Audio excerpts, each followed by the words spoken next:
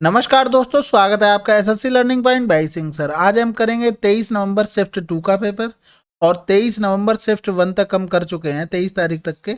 और उनकी पीडीएफ हमारे टेलीग्राम चैनल पर मिल जाएगी, जिसका लिंक नीचे डिस्क्रिप्शन में दिया गया है। चलिए फिर स्टार्ट करते हैं बिना देरी किए हुए। कह रहा है सीमा और गीता एक ही समय में स्थान ए से 90 किलोमीटर दूर स्थित स्थान बी पर जाने के लिए यात्रा शुरू करती है। सीमा की चाल गीता की चाल से 3 किलोमीटर प्रति घंटा कम है।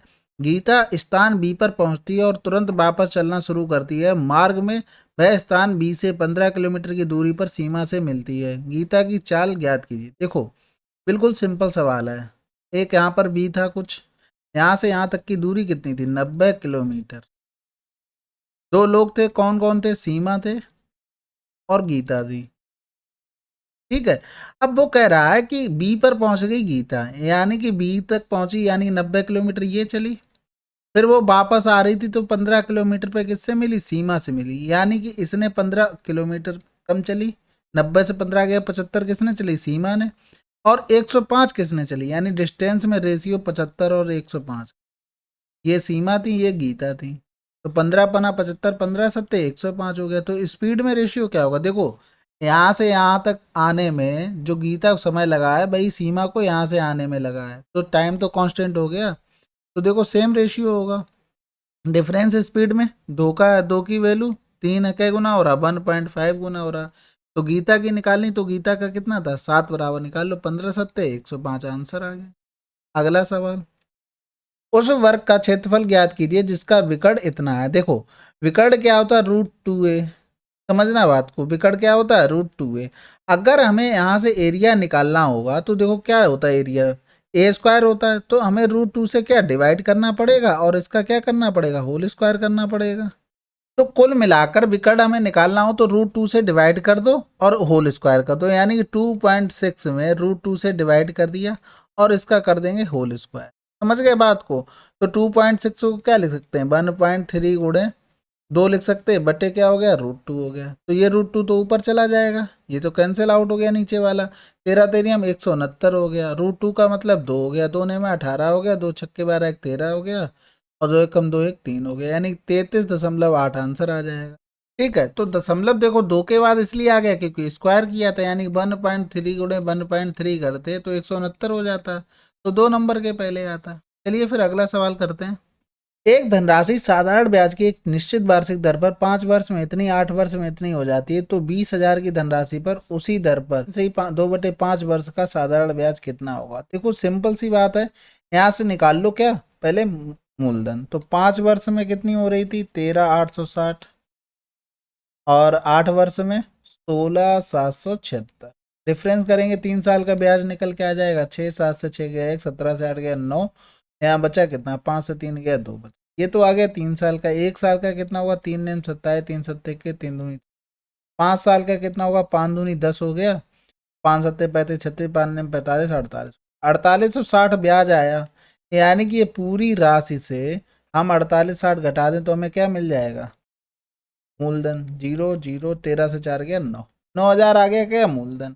अब यहाँ से रेट निकाल लो, तो 9,000 गुणे आर इंटू टाइम, 1 साल का ले लो, 1 साल का हमें ब्याज भी पता है, बटे 100 बराबर हो जाएगा 972। तो 2 जीरो चले गए, यहाँ से करेंगे 9 एकम 9 और 0 9 अट्ठे 72 हो गया। तो आर बराबर आ गया 108/10 हो गया। ठीक है, ऐसे काटो नहीं, जो निकालना वो निकाल लो, उसके बाद देखते हैं जो होगा। ठीक, 5×3 = 15, तो 17/5 हो गया। आर कितनी हो गई? 108/10 बटे हो जाएगा 100। तो ये 2 जीरो चले गए, यहाँ से 1 जीरो चला जाएगा। यहाँ से 5 चौकू 20 हो गया, तो यहाँ से गुणा करेंगे, 4 अट्ठे 32 हो गया, 4 एकम 4 गुणे 17 हो गया। 17 दूनी 34 की 4, यहाँ से लगा 3, 17 तो 51 और 3 54 की 4, यहाँ से लगा 5, 17 चौकू 68, 68 और 5 73। चलिए फिर अगला सवाल करते हैं। 15,600 की धनराशि पर 12% वार्षिक दर से 9 माह का चक्रवृद्धि ब्याज ज्ञात कीजिए, जबकि ब्याज की गणना त्रैमासिक चक्रवृद्धि आधार पर करती है। तो त्रैमासिक है, 9 माह का कह रहा, तो 3 3 6 3 9, 3 टाइम स्लैब बन जाएंगी। ठीक है। 12% की बात कर रहा है, 12% देखो पूरे साल का था, यानी कि 12 महीने का 12% था, तो 3 महीने का कितना होगा? 3%, यानी कि रेट कितनी हो गई? 3% हो गई। तो 15,600 क्या था तुम्हारा मूलधन था। सिंपल सा कर लो ट्री मेथड लगाने में कोई समस्या तो होनी नहीं चाहिए। जीरो से जीरो चला गया, 3 6 18 हो गया, 15 3 45 हो, 1 46 हो, 3 साल तक तो सेम मिलेगा। फिर इस पर हम लगा देंगे कितना, 3% लगा देंगे। तो 3 8 24 की 4 हासिल लगा दो, 3 6 18 18 और 2 20 हो गया, हासिल लगा 2 3 चौकू 12 12 और 2 14 हो गया। नीचे 100 रहा होगा, यानी कि यहाँ पर आ जाएगा 14.0। अब यहाँ पर जो भी ब्याज आएगा ना वो इससे भी मिलेगा, इससे भी मिलेगा, यानी कि इसका 2 गुना मिलेगा, यानी 2 चौकू 8 हो गया, जीरो 14 दूनी 28 हो गया। इतने को ही जोड़ के देख लो हमारा आंसर आ रहा कि नहीं आ रहा। 8 3 24 हो गया, हासिल लगा 2 6 3 18 18 और 2 20, हासिल लगा 2 4 2 6 2 6 4 10 10 4 14, 14.04 तो यहाँ से आ गया। अब क्या हो गया यहाँ से, 14.04 और 28.0 को जोड़ दो, 8 4 12 2, हासिल लगा 1 हो गया, 4 4 8 8 8 16 6, हासिल लगा 1 2 2 4 हो गया, ये 1446 हो गया। 1446.12 देखो किसके आसपास है, केवल एक ही ऑप्शन दिख रहा है हमको। बाकी अगर आप लोग पूरा करना चाहते हो तो पूरा आप लोग कर सकते हैं, क्योंकि आगे भी जाएंगे ना तो पॉइंट के बाद ही नंबर बढ़ेगा। यहाँ पर इसका 3% लगाएंगे। अगला सवाल, एक पुल की लंबाई 15 मीटर है, चौड़ाई 10 मीटर है और गहराई 3 मीटर है। उसमें 2.5 मीटर गहराई तक पानी भरा जाता है, तो पुल में पानी की मात्रा किलोलीटर में कितनी है। देखो सबसे पहले तो वॉल्यूम निकाल लो। वॉल्यूम कितना हो जाएगा, एल वी एच। एल कितनी है, 15, चौड़ाई कितनी है, 10 है। अब एच ये वाली नहीं लेंगे, हमें पानी का निकालना ना, तो ये जितना पानी भरा है वो उतना ले लो। तो ये पॉइंट से तो ये चला गया, 15 पना 75 की 5 हो गया, हासिल लगा 7 15 दूनी 30 और 7 कितना हो गया, 37। तो 375 आ गया। अगला सवाल करते हैं। मान लीजिए एक्स वह सबसे बड़ी संख्या है जिससे से 65647416 और 8907 को विभाजित करने पर प्रत्येक स्थिति में समान शेषफल प्राप्त होता है। एक्स के अंकों का योगफल ज्ञात कीजिए। देखो ये एक फिक्स पैटर्न का सवाल है, इसे कॉपी में नोट डाउन कर लो। देखो इसमें क्या होता है, हमें एचसीएफ निकालना होता है किसका, इन नंबरों का डिफरेंस करने के बाद, यानी कि 6564 माइनस हो जाएगा 4116, मॉड लगा दो। ये हो जाएगा 7416 माइनस का 8907, मॉड लगा दो। मॉड इसलिए लगता है कि माइनस आए प्लस आए कोई फर्क नहीं पड़ता, वो प्लस ही रहेगा। 8907 माइनस का 65 और 64, यहाँ पर 64 कर लो। ठीक है, इनका डिफरेंस देखते हैं। 6 से 4 गया 2, 11 से 6 गया 5 बचा, यहाँ 13 से 5 गया 8 हो गया। इनका डिफरेंस देखते हैं। 7 से 6 गया 1 बचा, और 10 से 1 गया 9 बचा, और यहाँ 8 से 4 गया 4, 8 से 7 गया 1 बचा। इनका डिफरेंस देखते हैं।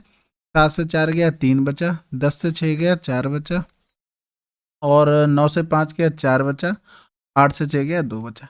तो हमें इन नंबरों का एचसीएफ निकालना है। ये नंबर कौन कौन से हो गए, 2443 और 1491 852। ठीक है, इनका डिफरेंस निकालते हैं जैसे हमने बताया था एक वीडियो में, उसी तरीके से। 11 से 2 गया 9 बचा, यहाँ 8 बचा, 8 से 5 गया 3 बचा, और 14 से 8 गया 6 बचा। ठीक है, अब इनका भी डिफरेंस निकाल लेते हैं, लेकिन सबसे पहले देख लो जो नंबर आता है उसे छोटे वाले से घटा के पहले देख लिया करो कि एवरेज मिल जाए तो अच्छी बात होती। 12 से 9 गया 3 बचा, 4 से 3 गया 1 बचा, 8 से 6 गया 2 बचा। अब देखो इसमें कुछ कॉमन हो रहा, कुछ भी निकलने का बन रहा है, केवल 3 होता, लेकिन यहाँ देखो ये सभी डिवाइड हो रहे हैं। ठीक है, तो सबसे छोटा नंबर मिल गया, यानी 213, 3 2 5 1 6 आंसर आ गया। अगला सवाल, ए प्रतिदिन 6 घंटे कार्य करके किसी कार्य को 15 दिनों में कर सकता है। बी इसी कार्य को प्रतिदिन 5 घंटे करके 10 दिनों में कर सकता है। उन्हें एक साथ मिलकर प्रतिदिन 9 घंटे कार्य करके उस कार्य को करने में कितना समय लगेगा। देखो सिंपल सवाल है, सबको पता होगा, जैसे एम डी और टी अपॉन वर्क होता है, यानी M1 D1 T1 वाला ये फार्मूला लगता है ना, M2 D2 और T2 अपॉन W2। ठीक है, ये तो सभी पता होगा, मैन होता है, डे होते हैं, ये टाइम होता है, तो वही लगना है। ए 6 घंटे 15, यही काम सेम कर रहा था बी 5 घंटे और 10, तो 15 छक्का 90 हो जाएगा, तो 90 जीरो, यानी ए अपॉन बी।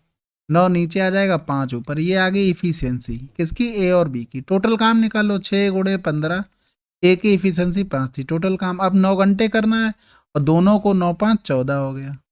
बस इतना सा सवाल था। 15 छक्का 90, ये 10 हो जाएगा, 2 पंजे 10 हो गया, 2 सत्ते 14 हो गया, 25/7 हो गया, यानी कि 7 3 21 और 4 25। अगला सवाल, देखो सिंप्लीफिकेशन का सवाल है। सबसे पहले ब्रैकेट सॉल्व करो, तो 23 से 29 माइनस का 6 हो गया, फिर ये वाला डिवाइड सॉल्व कर लो, 15/8 हो जाएगा, यानी कि यहाँ पर लिख सकते हैं 15/8 और गुणे में -6 है, ये ध्यान रखना। 48/72 गुणे में 3 हो गया, ये तो चीज़ माइनस में पहुंच गई। ठीक, 13×5 = 65 हो गया, यानी 78/65 माइनस का ब्रैकेट में यहाँ करेंगे 24×2 = 48, 24×3 = 72, 3 से 3 कैंसिल, बचा कितना 2 हो गया, माइनस का 2×4 = 8 हो गया, 2×3 = 6, माइनस माइनस प्लस हो जाएगा, प्लस का 45/4 हो गया, माइनस का 17 था और ऑफ में 4 था। अब क्या करेंगे, 13×6 = 78 हो गया, 13×5 = 65 हो गया, ऑफ में 4 था। इसको सॉल्व करेंगे, 4 एलसीएम ले लिया, 4 दूनी 8 हो गया, 45 हो गया, 17 चौको 68 हो गया, तो 8×5 = 13, यहाँ पर 53 बन गया। 53 में कितना 15 जोड़ना पड़ेगा तो 68 पहुंचेंगे, यानी कि माइनस का 15/4 हो जाएगा। ठीक है, ये ब्रैकेट में था, अब यहाँ आएगा तो प्लस में हो जाएगा, यानी कि ये बन गया 6/5 प्लस 15/4 और ऑफ का मतलब गुणा होता है 4, ये कट गया। तो यहाँ देखो 5 एलसीएम ले लिया भाई, 15×5 = 75 हो गया, प्लस का 6 हो गया, यानी 81/5 आंसर आ गया। लेकिन मिल नहीं रहा, लेकिन 16×5 कितना होता है 80, 81 आंसर आ गया। ये सवाल आपके प्रैक्टिस करने के हैं, मैं कर रहा हूँ तो मेरी प्रैक्टिस हो रही है। अगला सवाल, यदि 7, 1, 3 की धनराशि को 3 भागों ए बी सी में 1/2, 2/3, 3/4 के अनुपात में विभाजित किया जाता है, सी का मान कितना? सिंपल, 4, 3, 2, 2 का एलसीएम 12, 12 का ऊपर सब में गुणा कर दो तो 2 छक्के 12 होगा, 6 आ गया, 3 चौको 12 होगा, 4 दूनी 8, 4 तियाँ 12 होगा, 3 त्रिका 9 हो गया, 9, 8, 17, 17, 6, 23 की वैल्यू दी है 713, 9 की वैल्यू निकालनी थी तो 23 तियाँ 69 हो गया, 23 एकम 23 हो गया, 9 एकम 9, 9 तियाँ 27 आंसर। अगला सवाल, जो कह रहा है कुछ संख्याओं का औसत 37 है, यदि उनमें से 3/5 संख्याओं में से प्रत्येक में से 7 जोड़ दिया जाए और शेष संख्याओं में से प्रत्येक में 9 घटा दिया जाए तो शेष प्रकार प्राप्त संख्याओं का औसत क्या होगा? देखो बहुत सिंपल सवाल है, जैसा बोला जाए वैसा करते जाओ। तो 37 प्रत्येक में कितना 3/5 संख्याओं में 7 जोड़ा गया है, माइनस का कर देंगे, 2 संख्याएं बचेंगी। देखो 3/5 हो रहा, 3 चलेंगे तो 2/5 संख्याएं बची, उसमें क्या हुआ 9 घटा दिया गया, तो 5 चौको 20 हो गया, 5 छक्का 30 हो गया, तो यहाँ 37 प्लस 7 छक्का 42 हो गया, माइनस 9 चौक 36 हो गया।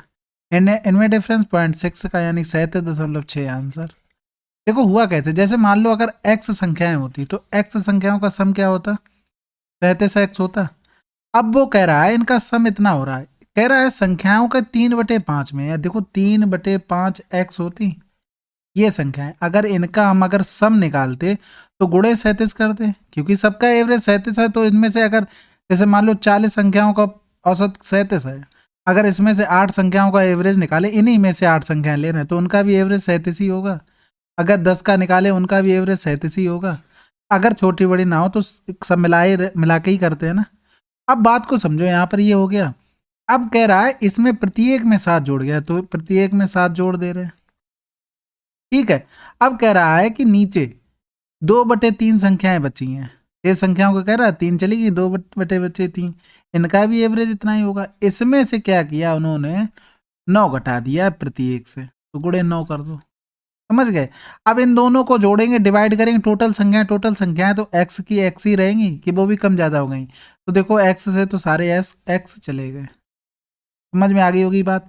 अब यहाँ देखो 3/5 37 है, यहाँ 2/5 है, यहाँ से 37 अगर कॉमन ले लेंगे तो कितना हो जाएगा, 3 + 2/5 हो जाएगा, और प्लस का 3/5 गुणे 7 माइनस का 3/5 गुणे 9 हो जाएगा। ये तो इससे कैंसिल आउट हो गया, यही तो हमने यहाँ पर किया है, ठीक है। चलिए फिर अगला सवाल करते हैं। एक वस्तु की सूची मूल्य 18,000 है और इस पर 12% की छूट दी जाती है, शुद्ध विक्रय मूल्य को इतना करने के लिए कितनी अतिरिक्त छूट देनी चाहिए? तो देखो 18,000 था, ठीक है, मान ली बात को, 12% की छूट दे देंगे, मतलब 88% में दे रहे। अब जो छूट अगली होगी उसे छोड़ दो, इन दोनों का बना लो रेशियो, बटे क्या हो गया 100, ये तो इससे चला गया, 1 0 यहाँ से चला जाएगा, 4 से काट दे, पहले देखो 11 से चला जाएगा, चाहना चाहिए 11 8 88, 11 एकम 11 3 बचा, 11 3 33 1 बचा, 11 एकम 11 11 चौक 44 हो गया। फिर देखो 8 से कट जाएगा, बिल्कुल कटेगा, 8 एकम 8 हो गया, 8 5 बचा, 8 छंग 48 3 बचा, 8 3 24 हो गया, और 24 हो गया, बचा कितना 6 8 8 64 हो गया, यानी कि 1800 रेशियो 16 38 अभी भी कट जाएगा, किससे कटेगा 2 से, 2 ने में 18 हो गया, दो अट्ठे 16 हो गया, दो एकम दो, दो नेम 18 हो गया। देखो कितने की छूट दी जा रही है, कुछ समझ में आ रहा है? 81 की छूट दी जा रही है, 900 हो गया, थोड़े 100 कर दो, यानी कि आंसर क्या आ गया? 9%। अगला सवाल, कोई धनराशि साधारण ब्याज पर 5 वर्ष में इतनी, 6 वर्ष में इतनी हो जाती, वह धनराशि क्या है? देखो अगर ऐसे सवालों की प्रैक्टिस है ना, तो केवल एक आ रहा, एक बराबर कितना हो जाएगा इनका डिफरेंस 50, 5 बराबर कितना हो जाएगा 250, 750 से 250 घटा दो, आंसर आ गया 500। ये तो सभी को पता होगा। जैसे अगर 5 साल का अमाउंट लिखते हैं 750, इसमें क्या क्या आएगा? एसआई आएगा प्लस प्रिंसिपल आएगा। और दूसरे में छठे छठे साल का कह रहा है तो 800, इसमें भी यही होगा, इसमें एसआई प्लस पी इसमें होगा। तो ये एसआई का डिफरेंस आता है, और जितने समय में डिफरेंस होता है वही उस साल का एसआई बन जाता है। तो एक बराबर कितना हो गया था 50, 5 बराबर निकालेंगे तो 5 साल में कितना एसआई मिलेगा 250, भाई हमने घटा दिया, इससे आंसर आ गया। अगला सवाल, ए बी सी का औसत वजन 60 है, ए बी का औसत वजन इतना, तो सी का वजन कितना होगा? देखो जब इजी आ जाए ना तो ट्रिक के चक्कर में ना पड़ो, डायरेक्ट गुणा करो, 180 हो गया, 45 दूनी 90, आंसर क्या आ गया? 90 आ गया। अगला सवाल, देखो सिंप्लीफिकेशन के सवाल है, सबसे पहले डिवाइड कर दो, तो 8 तियाँ 24 हो गया, 5 तियाँ 15 और 4 19/5 आ गया यहाँ से। ऑफ सॉल्व करेंगे, 3 पंजे 15 हो गया, 5 दूनी 10, ये हो गया 46। ठीक है, माइनस हो गया, तो 5 छक्का 30 हो जाएगा। देखो इधर कर ले रहा हूँ, 46 माइनस 19/5 हो गया है। एलसीएम ले लिया क्या? 5, 5 छक्का 30 हो गया, 5 चौको 20 और 3 23 हो गया, माइनस का 19 हो गया, 10 से 9 गया, एक बचा। या तो देखो डायरेक्ट करना हुआ करे ना, तो डायरेक्ट कर लिया करो। 330 से 20 गया, 210 बचेगा, एक और एक ज़्यादा करना पड़ेगा, क्योंकि क्या हो रहा है, हमने ज़्यादा घटा दिया है। तो 310 में एक बढ़ा देंगे, कितना हो जाएगा? 211 हो जाएगा। ये बात समझा करो, ठीक है, प्रैक्टिस से आ जाएंगी सारी चीज़ें, कोई टेंशन वाली बात नहीं है। यहाँ देखो इसको अगर सिंप्लीफाई करते तो 5 दूनी 10 हो गया, 5 को 20, एक 21 प्लस का 1 हो जाएगा, यानी 211 बटे कितना आ जाएगा? 5 आ जाएगा। तो 211/5 बटे 211/5 हो जाएगा, ये तो कैंसिल आउट, आंसर क्या आ गया अपन। अगला सवाल, ए और बी के पास कुल इतने रुपए हैं। ए के पास मौजूद धनराशि का 4/15 भाग बी के पास मौजूद धनराशि के 2/5 भाग के बराबर है। देखो, और बी की पूछा गया है, तो बी बराबर कितना हो जाएगा? 2/5 हो जाएगा, 5 तियाँ 15 हो गया, 2 दूनी 4 हो गया, यानी ए अपॉन बी कितना हो गया? 3/2। टोटल कितना हो रहा? 5, 5 की वैल्यू कितनी है? 4655। काट दो, 5 ने 45, 5 तियाँ 15, 5 एकम 5, हमें 2 की वैल्यू बतानी थी, यानी 2 एकम 2, जैसे ही 2 मिला हमें आंसर भी मिल गया 1862। अगला सवाल, 500 रुपये प्रत्येक मूल्य पर 3 वस्तुएं खरीदी जाती हैं, उनमें से एक वस्तु 12% के लाभ पर बेची जाती है। यदि अन्य 2 वस्तुएं भी बेची जाती और पूरे सौदे में 20% की हानि होती, तो शेष 2 वस्तुओं की बिक्री पर लाभ या हानि ज्ञात कीजिए। देखो हमने मान लिया तीनों का मूल्य 100, 100 और 100 था, तीनों को मिलाकर 300, अगर 20% की हानि होती तो कितने रुपए की हानि होती? तो 60 रुपए की हानि हो रही। क्या हानि हो रही? अब देखो इससे तो उसने लाभ ले लिया 12, ठीक है। अब एक चीज देखो, ये 60 की हानि हो रही है टोटल में, यानी कि जो इस चीज पे हुआ होगा वो इस 12 को भी खा गया, यानी कि 60 की हानि के लिए इस पर कितनी हानि होनी चाहिए? इस पर टोटल हानि होगी 60 प्लस 12, यानी कि 72 की हानि होगी इन दोनों पर, यानी कि 72/200 गुणे हो गया 100, आंसर क्या आ गया? 36%। अगला सवाल, हानि हो रही है 36%, फिर सोचो कि प्रॉफिट होगा या कुछ क्या होगा। एक विक्रेता ने एक वस्तु के अंकित मूल्य को क्रय मूल्य से 40% अधिक रखा, उसने एक निश्चित ग्राहक को 25% और 16% की 2 क्रमिक छूट दी। इसके परिणाम स्वरूप उसे 590 की हानि हुई। उसने उस ग्राहक को वस्तु किस मूल्य पर बेची? देखो टीपी हो गया 100, मार्क प्राइस तुम्हारा हो गया 140, अब सेलिंग प्राइस कितना हो जाएगा? 140 पे 25% छूट, मतलब 25 चौकू 100, 3/4, 16% मतलब 4/25 हो गया, यानी 21/25 हो गया। तो यहाँ से काटेंगे, 4 तियाँ 12, 4 पंजे 20, 5 सत्ते 35 और 55 25, 7 तियाँ 21, 21 21 हम 441। टीपी और एसपी में रेशियो हो जाएगा 500 और 441 का। यहाँ से कितना डिफरेंट आया? 59 का, 59 की वैल्यू 590।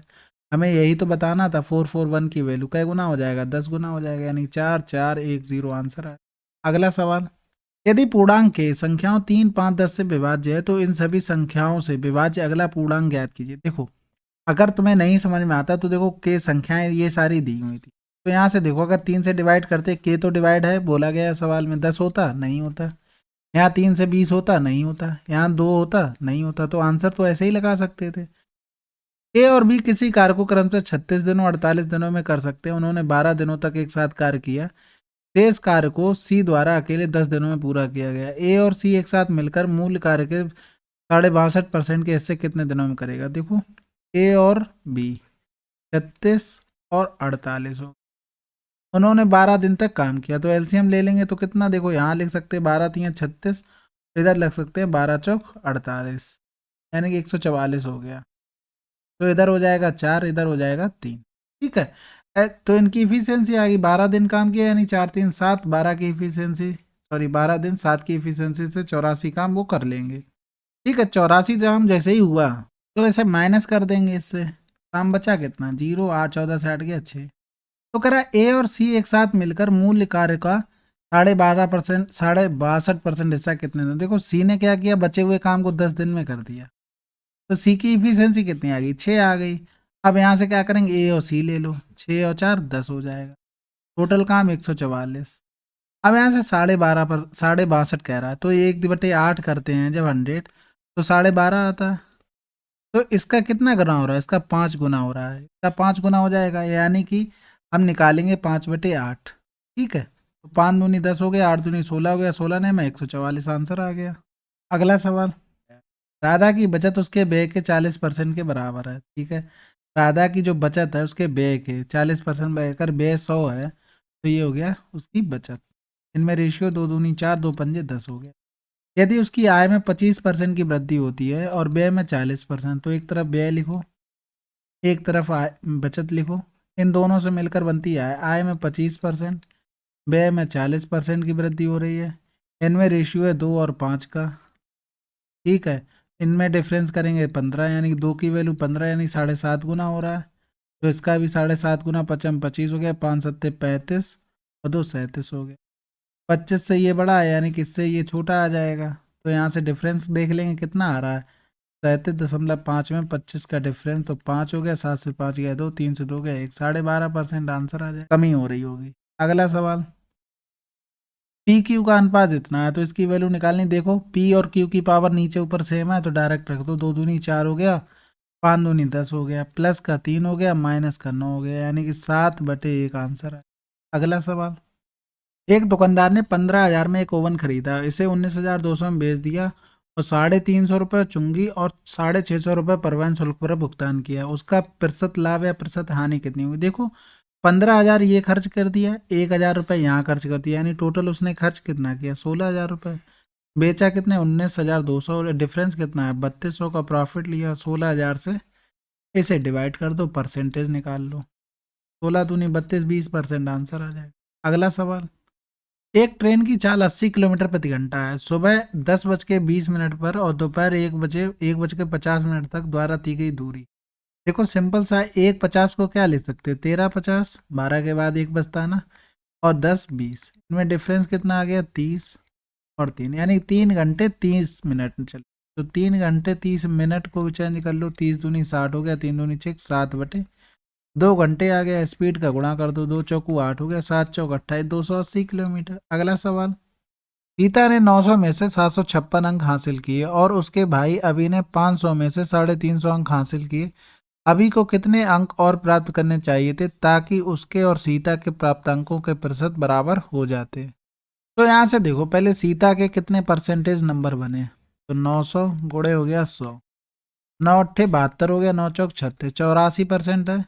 500 का 84% अगर निकालेंगे तो कितना हो रहा है, 5 चौकू 20, 5 अट्ठे 40, 2 42, यानी कि 350 इससे घटा दो तो 0, 12 से 5 गया 7, यानी कि उसे 70 नंबर और लाने थे। अगला सवाल, किसी वस्तु को इतने में बेचने पर एक दुकानदार को 12% की हानि होती है, यदि वह इसे इतने में बेचता तो उसे होने वाला लाभ या हानि बताइए। देखो 299.20 है और 35020, इनका रेशियो बना लो पहले, तो एकम 2, 2 चौकू 8, 2 में 18, 2 छक्के 12 हो गया, तो एकम 2 हो गया, 2 सत्ते 14 हो गया, 2 पंजे 10, 2 एकम 2, तो देखो 5 1 6 7 7 14, नहीं कटेगा, अब कुछ कटेगा नहीं कटेगा, तो 12% की हानि हो रही है। जैसे मान लो अगर 100 होता मूल्य तो 12% की हानि हो रही है, तो कितने में बेचा होगा 88 में, यानी कि 1496 जो वैल्यू है वो किसकी है 88 की। हमें निकालनी 1751 की वैल्यू, यानी 88/1496 गुणे हो गया 1751। 11 × 8 = 88 हो गया, 11 × 11 3 बचा, 33 हो गया, 6 हो गया। तो 8 से काट दें, 8 एकम 8 हो गया, 8 सत्ते 56 हो गया, 17 बार चला जाएगा। 17 एकम 17, 17 ते 51। 100 से देखो कितना ज़्यादा आ रहा, 3 ज़्यादा आ रहा, 3% का लाभ हुआ। अगला सवाल। चलिए 23 नवंबर की शिफ्ट 2 कंप्लीट हो गई है। ठीक है, अगर कोई भी कुछ गलती हो गई तो कमेंट कर देना, थोड़ा तबीयत ठीक नहीं थी, लेकिन फिर भी मैंने कोशिश की है कि आप लोगों की पढ़ाई का रिदम बना रहे। चलिए फिर मिलते हैं अगले वीडियो में, तब तक के लिए जय हिंद, जय भारत।